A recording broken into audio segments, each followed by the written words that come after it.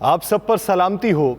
साहिर लुधियानवी का लिखा हुआ है, देखा है जिंदगी को कुछ इतने करीब से, चेहरे तमाम लगने लगे हैं अजीब से। ए रूहे असर जाग कहां सो रही है तू, आवाज दे रहे हैं पैगंबर सलीब से। इस रींगती हयात का कब तक उठाएं बार, बीमार अब उलझने लगे हैं तबीब से। इस तरह जिंदगी ने दिया है हमारा साथ, जैसे कोई निभाह रहा हो रकीब से। नाज़रीन, मैं हूं यासिर रशीद और आप मेरा व्लॉग देख रहे हैं। नाज़रीन, पंजाबी की कहावत है, कार अपना सवारो सोबा लोकां दी। कई बार जो होता है वो दिखता नहीं है और जो नहीं होता वो दिखता है। कतरा कतरा मिलकर एक दिन दरिया बन जाता है और जो लोग कम को कमतर समझते हैं और ज्यादा को बहुत ज्यादा, वो अक्सर कमतर हो जाते हैं। जो लोग आज को जीते हुए अपने कल की चंदा फिक्र नहीं करते, वक्त उन्हें बुरी तरह झटका देता है। तब आपको संभलने का वक्त नहीं मिलता और गया वक्त हाथ नहीं आता। जबकि दूसरी जानिब कुछ लोग ईंट ईंट लगाते अपनी तर्ज का महल खड़ा कर लेते हैं। एक गली में दो शख्स बिल्कुल मुख्तलिफ जिंदगी गुजार रहे थे। एक माली लिहाज से बेहद कमजोर और दूसरा ऐशो इशरत की जिंदगी बसर कर रहा था। गरीब का नाम अफजल था, लेकिन लोग उसे इतना अफजल भी नहीं समझते थे कि सही नाम से पुकारें, बल्कि उसके माली हालात देखते हुए सब उसे उफी कहकर पुकारते थे। दूसरी जानिब आसाइशों के नशे में चूर शख्स का नाम परवेज है और सब उसे परवेज साहब कहकर बुलाते। उफी के बारे में सबको गुमान यह था कि यह कभी तरक्की नहीं कर पाएगा, क्योंकि अव्वल तो इसके पास इतने वसाइल और पैसा नहीं है।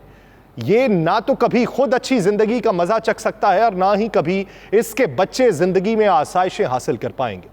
उफी को जिंदगी का पहिया चलता रखने के लिए बहुत मेहनत करना पड़ती थी। उफी के ऊपर बेशुमार लोग मुसल्लत हो चुके थे और जो उजरत उसे मिलती थी उसको वो सोच समझ कर खर्च करता।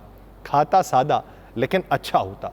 बच्चों को बहुत ऊंचे स्कूल में तो ना पढ़ा सका, लेकिन निस्बतन अच्छे स्कूल में पढ़ा रहा था और खुद दोनों मियाँ बीवी भी बच्चों पर खूब मेहनत करते। इस सब के बावजूद उफी हर महीने कुछ सेविंग कर लेता था कि खुदा न खास्ता कोई मुश्किल घड़ी आन पड़े तो दूसरों के आगे झोली ना फैलाना पड़े। लोगों और अहबाब की नजरों में बेकार शख्स अपने तई ठीक और सोच समझ कर चल रहा था। दूसरी जानिब परवेज साहब का बिजनेस बहुत बड़े पैमाने पर फल फूल चुका था और लाइफस्टाइल के नाम पे उन्होंने अपने बच्चों को हर सहूलत दे रखी थी। एक वक्त में मेज पर अनवाओ इकसाम के खानों के साथ साथ बच्चों की होटलिंग, घर बाहर दोनों होटल मंजर दिखाई देता था। खुद परवेज साहब और उनकी बेगम का हल्का अहबाब और मिलना मिलाना इतना था कि बच्चों को अच्छे स्कूल्स और यूनिवर्सिटीज में एडमिशन के बावजूद वो खुद वक्त न दे पाते कि बच्चे आजकल क्या कर रहे हैं, कैसी कंपनी में उठ बैठ रहे हैं, क्या सुन रहे हैं और क्या देख रहे हैं। अलगर्ज घर का हर फर्द कमा भी खूब रहा था और लगा भी खूब रहा था, लेकिन हकीकत से सब मुंह मोड़े हुए थे कि आज अगर है तो कल किसने देखा, आज अगर है तो कुछ कल के लिए भी सोच लें। बच्चों को अगर हम अच्छे स्कूल्स में पढ़ा रहे हैं और लोग हमें रश की निगाह से देख रहे हैं, लेकिन ना तो वो अपने सोशल सर्कल से वक्त निकाल कर दे पा रहे थे और बच्चे भी माँ बाप की अदम तौजही के बायस बेराह रवी का शिकार हो चुके थे। लेकिन देखने वालों की नज़रों से वो माली हालात का मारा हुआ उफी ही था और ये ज़ाहिरी शान शौकत और आसाइशों में जीते परवेज साहब। होते होते एक दिन ऐसा आया कि परवेज साहब का कारोबार मंदी की तरफ जाने लगा। कारोबार में घाटे आए दिन कोई अनहोनी होती रही, लेकिन जिस्म आसाइशों के इतने आदी हो चुके थे कि बुरे वक्त में भी कम में गुजारा न कर सके और जो बचा खुचा था वो भी जाता रहा। जहां माँ बाप के अपने अपने सोशल सर्कल्स थे, बच्चों ने भी जम के दोस्तियां पाल रखी थी, लेकिन सच कहते हैं कि सब सुख के साथी होते हैं, बुरे वक्त में तो कौन मैं कौन तू। दूसरी जानिब उफी के बच्चे स्कूल और माँ बाप की जेर निगरानी पढ़कर अच्छी नौकरियों पर लग चुके थे। उफी के दिन फिर चुके थे। खाना अब भी सादा था लेकिन अच्छी क्वालिटी का हो चुका है। उफी ने जो पैसे जोड़े थे उससे उसने एक छोटा सा प्यारा सा घर भी बना लिया और बेटों ने कुछ अरसे थोड़े थोड़े पैसे जोड़कर एक छोटी जरूरत के मुताबिक गाड़ी भी ले ली। उफी की छोटी सी लेकिन पुरसुकून जिंदगी देखते हुए सब लोग उसे रश की निगाह से देखने और उफी से अफजल साहब बन गए। कहानी सुनाने का मकसद है कि वर्ल्ड बैंक की तरफ से एक रिपोर्ट जारी हुई है जिसमें कहा गया है कि पाकिस्तानी करेंसी के मुकाबले में अफगान करेंसी 29% मुस्तहकम है। मुझे मुस्तकिल सुनने वाले ये जानते होंगे कि गुज़श्ता हफ्ते कम से कम 3 बार मैं अफगानी करेंसी का हवाला दे चुका हूँ। हम जो कहते रहे कि अफगानिस्तान को अपने हालात ठीक करने में हम ताउन फराहम करेंगे, हम जो कहते रहे कि अफगानिस्तान को दुनियावी धारे में लाने के लिए कोशिशें कर रहे हैं, हम जो उनको मशवरा देने की बेहतरी की तलकीन करते रहे और कहते रहे कि हम सिखाएंगे, तो उनके बारे दुनिया का मुंशी यानी वर्ल्ड बैंक ये कह रहा है कि ਤੁਹਾਡੇ खाते बेहतरीन चल रहे हैं, भाग लगे रहन। और हम माशाल्लाह से पाकिस्तान डेमोक्रेटिक मूवमेंट की कारस्तानियों से किसी को मशवरा देने के भी काबिल नहीं रहे। वर्ल्ड बैंक के मुताबिक अफगानिस्तान में महंगाई बढ़ने के आसार अब कम हो चुके हैं और इधर हमारी तरफ कम होने के आसार कम हो चुके हैं। डॉलर की कीमत में इजाफे से पाकिस्तान का वाजिबुल अदा गैर मुल्की कर्जा 6000 अरब रुपए मजीद बढ़ चुका है। गुज़श्ता कारोबारी हफ्ते के आखिरी रोज इंटरबैंक में डॉलर 7 पैसे सस्ता होकर 305 रुपए 47 पैसे पर बंद हुआ था। वजारत खजाना की रिपोर्ट के मुताबिक मार्च 2023 तक पाकिस्तान के गैर मुल्की कर्जों में 3 अरब 60 करोड़ डॉलर की कमी हुई, लेकिन डॉलर की कीमत बढ़ चुकी है, जिसकी वजह से पाकिस्तान का वाजिबुल अदा गैर मुल्की कर्जा 6000 अरब रुपए मजीद बढ़ चुका है। वजारत खजाना के मुताबिक, ये मेरी अपनी कोई रिपोर्ट नहीं है, हुकूमत पाकिस्तान की वजारत खजाना ये बताती है कि मार्च 2023 तक माली साल के 9 माह में पाकिस्तान के मुल्की और गैर मुल्की कर्जे मजीद 10,000 अरब रुपए बढ़कर 59,247 अरब रुपए हो चुके हैं। उनमें से हुकूमत का मुल्की कर्जा 35,076 अरब रुपए और गैर मुल्की कर्जा 24,171 अरब रुपए है। यह पाकिस्तान की मुआशी सूरत हाल है। बारे गिरा आप दूसरों के कंधों पे डाल के खुद तो लंदन के हो लिए और वहां पे बैठे हुए आपको पाकिस्तान की चंदा फिक्र नहीं है।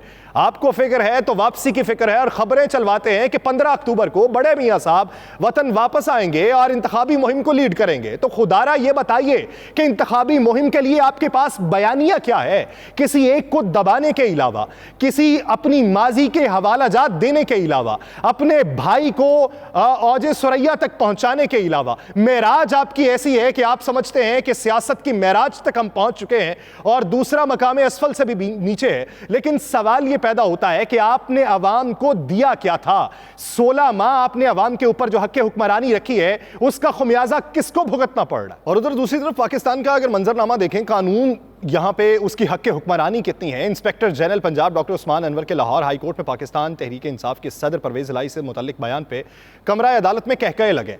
अदालती हुक्म के बावजूद साबिक वज़ीर आला पंजाब चौधरी परवेज इलाही की गिरफ्तारी से मुतल्लिक समात पे अदालत ने कहा कि एक इंक्वायरी करें। आईजी पंजाब को शोकॉज जारी कर रहे हैं। आईजी पंजाब ने कहा शोकॉज जारी ना करें, सिर्फ नोटिस जारी करें, कल तक का वक्त दे दें। लाहौर हाई कोर्ट ने कहा कि पहले शोकॉज जारी करें, फिर उस पर कार्रवाई होगी और सजा होगी। एडवोकेट जनरल पंजाब ने कहा कि मौका दिया जाए कि इंक्वायरी करके अदालत को रिपोर्ट पेश कर दें। अदालत ने पूछा कि क्या आप नहीं जानते कि परवेज इलाही कहाँ है, जिस पर एडवोकेट जनरल पंजाब ने बताया कि परवेज इलाही पंजाब की किसी अथॉरिटी या इदारे के पास नहीं है। लाहौर हाई कोर्ट ने दोबारा पूछा कि पुलिस के इल्म में भी नहीं है कि परवेज इलाही कहाँ पे, जिस पर आईजी पंजाब ने कहा कि हमारे इल्म में भी नहीं है कि वो कहाँ है। आईजी पंजाब के बयान पे अदालत में कहकहे लग गए।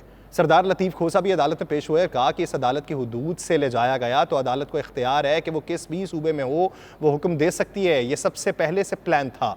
लतीफ़ खोसा साहब ने कहा डीआईजी ऑपरेशंस गाड़ी से उतर गए और मुझे भी उतार दिया। अदालती हुक्म की ऐसी खिलाफ वर्जी 50 साल की वकालत में नहीं देखी। लाहौर हाई कोर्ट ने सेशन जज अटक को परवेज इलाही को अटक जेल से बाजियाब करके कल पेश करने का हुक्म दे दिया और आईजी इस्लामाबाद को 8 सितंबर के लिए तौहीन अदालत का नोटिस भी जारी कर दिया। ये पाकिस्तान का कानूनी मंजरनामा है। हमें बेहतर करना है तो हमें सिर्फ बयानात जारी नहीं करने, हमें अगर बेहतरी का मंजरनामा रोशन करना है, अगर हम ये कहें कि गिरफ्तारियां होंगी और गिरफ्तारियों के ज़ुमरे में पाकिस्तान से करप्शन का भी खात्मा हो जाएगा, जिस तरीके से गुज़श्ता कुछ दिनों से हम ये सुन रहे हैं कि बड़े पैमाने पर गिरफ्तारियों के इम्कानात रोशन किए जा रहे हैं, जिसमें जो गुज़श्ता हुकूमत है उसके भी कुछ लोग शामिल होंगे, उससे गुज़श्ता हुकूमत के भी लोग शामिल होंगे, कारोबारी अफराद भी कुछ हो सकते हैं जिन्होंने झुमकों की तरह सिस्टम को छाटा है। लेकिन यहाँ पर सवाल ये है कि हमारे यहाँ कितनी चीज़ों को बेहतर होने की ज़रूरत है। प्रोसिक्यूशन का निज़ाम बेहतर होने की ज़रूरत है, पुलिस का निज़ाम बेहतर होने की ज़रूरत है, निज़ाम इंसाफ बेहतर होने की जरूरत है, निज़ाम मुआश बेहतर होने की जरूरत है। आप कुली तौर पे अगर तब्दीली की तरफ जाएंगे तो उसके लिए एक मेज पे बैठना पड़ेगा, बातचीत करना पड़ेगी। ये नहीं हो सकता कि अना की खातिर हर कोई बात करता रहे और हर कोई अपनी जंग लड़ता रहे और पाकिस्तान को इस नहज तक पहुंचा दिया जाए कि जहां से हमारे लिए निकलना मुश्किल हो जाए। खुदा के लिए एक मेज पे बैठिए, खुदा के लिए बेहतरी का कोई सामान रोशन कीजिए। मुझे दीजिए इजाजत, अल्लाह ने के बाद।